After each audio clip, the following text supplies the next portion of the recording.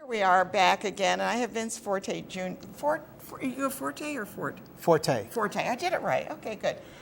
Junior, he's a sculptor. Sculptor? Is that what you? Yes, Artist. I'm an artist and a sculptor. A sculptor, right? And you do sculptures. I have done some sculpture work. I've done restoration of some bronze sculptures, and I also do oil paintings. I know you do. Your oil paintings are wonderful. I've seen them, and he has a website. But we're here to talk about something a little bit different, because your dad. My dad was a sculptor. He worked in many mediums: stones, bronze. Is that where you got it from? A little bit, yeah. A little bit. And he did Sergeant Henry Johnson back in the mid-'90s, 1996, the bronze sculpture that's in Washington Park in Albany. At that time, he hadn't yet received the Congressional Medal of Honor, and they were still working for that. Then he also sculpted the second bronze of Henry Johnson that's in Albany. That's in Henry Johnson Park. Okay, so there's two of them.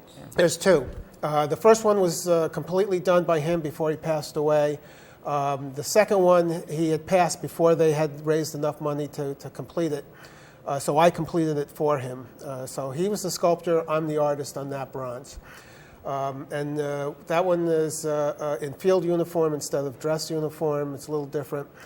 Then in 2015, Henry Johnson received the Congressional Medal of Honor. Right. And at that point in time, we then started to put the Congressional Medal of Honor in bronze to the scale of the monuments. Yeah, so let's take a look at some of the photos. Or I guess maybe he's been doing it, but we can talk about them from the beginning. So the first one that was shown was my dad with the original first bronze.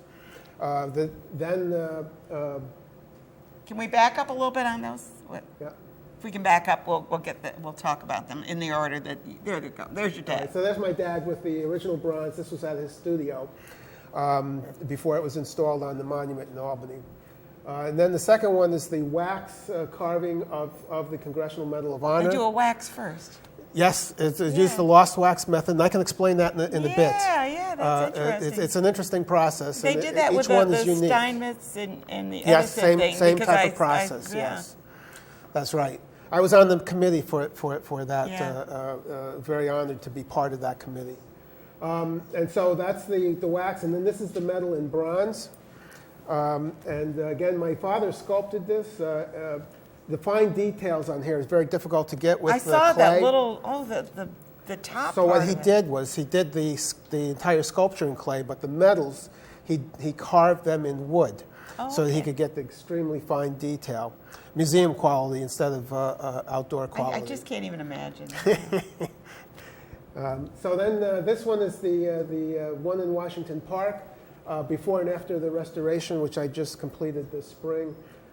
So we cleaned it up and repatinaed it. And this is the metal added to the stone. There was no room on the bronze itself on that first bronze, so we added it to the stone with the additional lettering. Because he received it in 2015.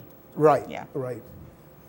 This is the second one, and you see it now has the military helmet, so it's field uniform.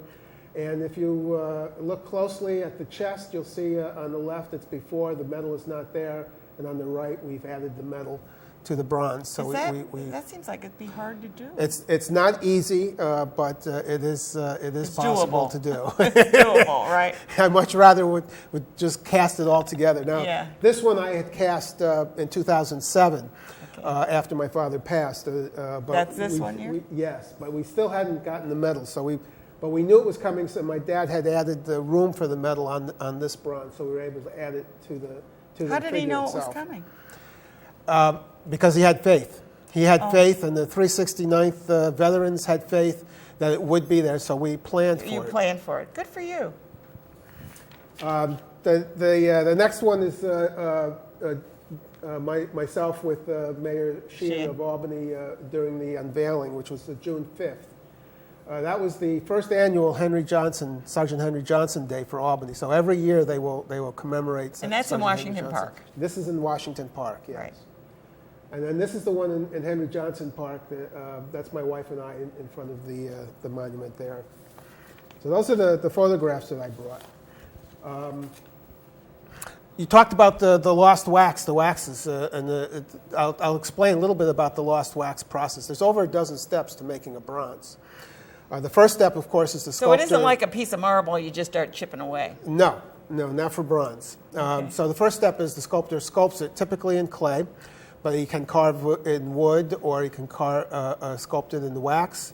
My dad did all of that, all these different mediums to create his bronzes. What a wonderful childhood you must Oh, have had. I had a wonderful childhood. Yeah, watching him do his art was amazing, and he used every medium, not only sculpture but paintings and How everything. enriched you were. Yeah. Amazing man. Yeah. Then the next step is you take that and you make a mold using pure rubbers, and from that mold then you cast a wax, and that's similar to the metal that you saw previously.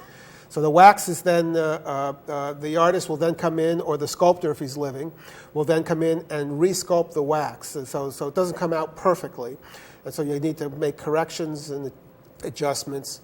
So each one is individual at that point. Every time you cast one, we did 2 metals, one for each of these bronzes. They're not exactly the same because I touched each wax for the 2 waxes. All right. And then once you have the wax set, then you add the gating to the wax. And the Gating? Gating is basically in wax. There are channels to guide the molten bronze. Okay, gating. So, Gates. okay, pathways. Or, Pathways, yeah, tools. Got it. And I'm then trying to understand. Yeah. Then after the gating, then refractory ceramic material is invested into the wax, inside on both sides of the wax, so you now encase it. And then you fire that and harden the ceramic into a hard shell. Now we're working with ceramic. Now we're in ceramics. Wood, we went to the wax. Okay, good. And then you bury the ceramic very gently into a bed of sand, and you encase it in sand. So you're going to fire it up? And then you take the molten bronze. This is the fun part. You take the molten bronze, pour it in through those gates. It fills in the molten. And as soon as it hits that wax, the wax instantly, it doesn't even melt. It vaporizes. Oh, okay. It's just a gas. So hot. The bronze at that point is something like 2,200, Oh, okay. 2,300 degrees Yeah. Fahrenheit. So it's very hot. Yeah. And the gases are expelled out other gates on the other side of these things.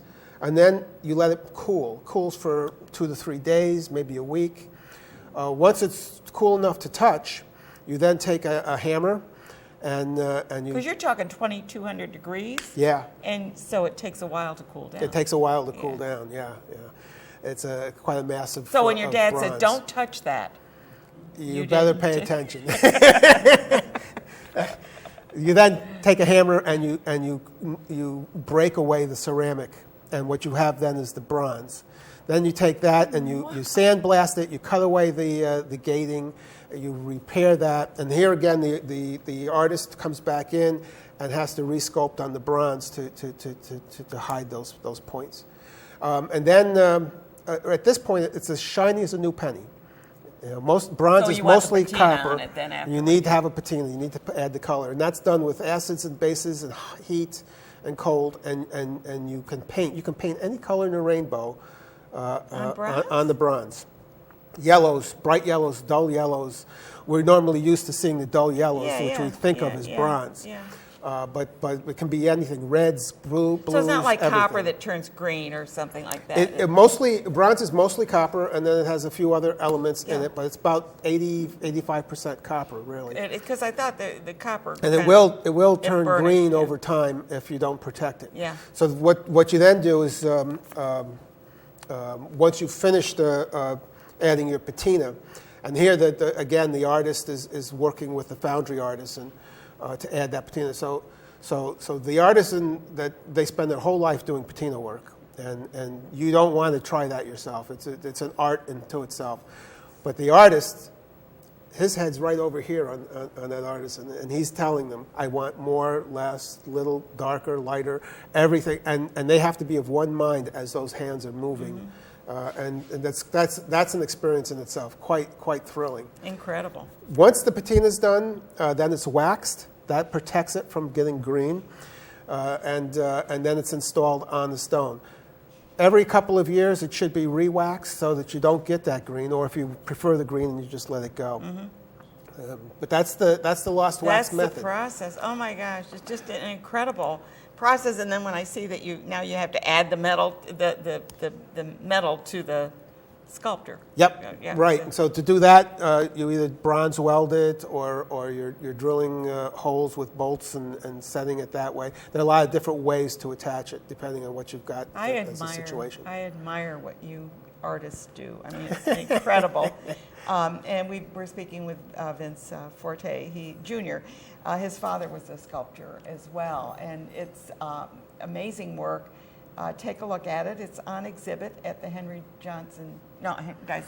It's in Washington Park, Albany, and in it's Henry Johnson Park, Albany, the right. two parks. Because and then Henry Johnson Boulevard. So it's quite So at each end of the famous. boulevard, the parks are at each end of the boulevard. Right. Probably the only place in the world where you have a boulevard named for the man, a bronze sculpture at each end of the for the man, done by the same sculptor.